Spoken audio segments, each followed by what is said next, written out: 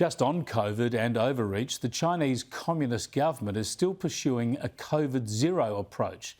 This is creating enormous problems for their population and their economy as they deal with the sort of lockdowns and restrictions we've thankfully put behind us here in Australia. For instance, workers have been filmed escaping from factories over fences in recent weeks after outbreaks have been identified. They're desperate to get away, so they're not forced into mandatory isolation. And with outbreaks occurring in major cities, they're going into Melbourne-style lockdowns. Have a listen here as people locked down in the massive city of Guangzhou sing about freedom.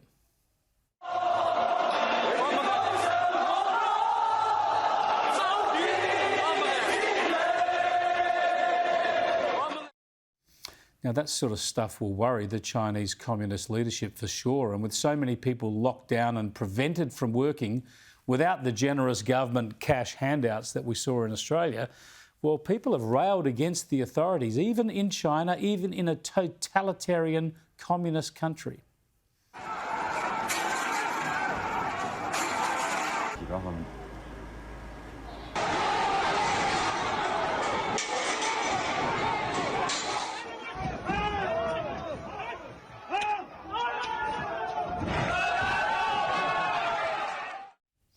Amazing to see that unfolding in China, isn't it? There have been reports about these sorts of problems from time to time across China, and it's increasingly difficult to get news out of that country. But these protests are happening in a part of China that's not only economically very important, but it's also closely connected to Hong Kong.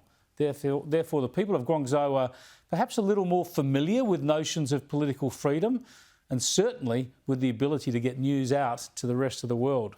So for all sorts of reasons, this is a situation we need to watch very closely indeed.